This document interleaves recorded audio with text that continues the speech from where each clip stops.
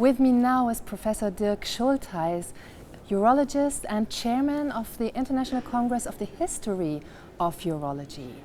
Professor Schultheiss, what is this historical congress about and what can urologists as well as everybody learn from this congress? This year we have the unique or first chance to organize an international congress on the history of urology attached to the annual meeting of the EAU. So this is really a very nice thing, and we were able to invite presenters and audiences from almost all continents from the world. So the word international is really justified in that case. So how does the history of urology differ in various regions of the world? Well, it refers to the general history of the continents and the countries. If you go for the East, for China or Japan, of course, the history is very different, but over the last 100 years their medicine has become Western as well, and so even they forget about their traditional medicine today and are not using it as they did before.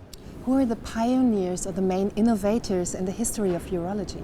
Being in this year 2016, there is the 5th anniversary for the only real true Nobel Prize that was given to a urologist for urology work. So Charles Huggins, a Canadian-American urologist, received the Nobel Prize in 1966 for his work on prostate cancer. So that for sure is a milestone you could mention. And of course we have eminent persons within the EAU, and we will hear something about Willy Grégoire, a Belgian urologist who was one of the forcing drivers to establish EAU.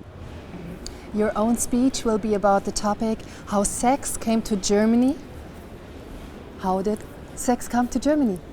In every country there is sex, but it's differently accepted, it's differently discussed and published or talked about in the culture. 100 years ago in the Weimar Republic everything was very open. Germany was the leading country of sexology from the scientific point of view, and with 1933 with the National Socialism coming up, all this changed.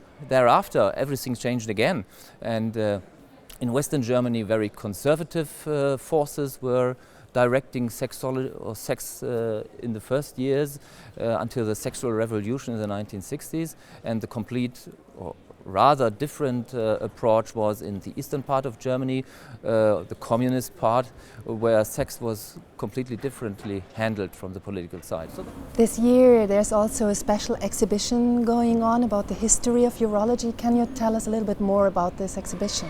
We have an exhibition every year, but this year is special because the EAU was fortunate to take over a private collection of historical instruments, books and other items from a urologist from the Netherlands, Joost de Vries, and we are showing some of these items and the biography of this urologist during this congress. So we have an online museum in the EAU, so people can go there, and of course these items will go in this online museum as well. Right. What kind of items are we talking about? Well, everything known to a urologist, long and slim instruments mainly. But towards the future, where is urology going to develop, in which direction, if you look like 25 years ahead? Well, urology is a comparably young specialty if you compare it to others. We are very much interested in technology, so surgical aspects will improve. So robotic surgery, urologists were quite early in jumping onto that and using that for radical prostatectomy and other things.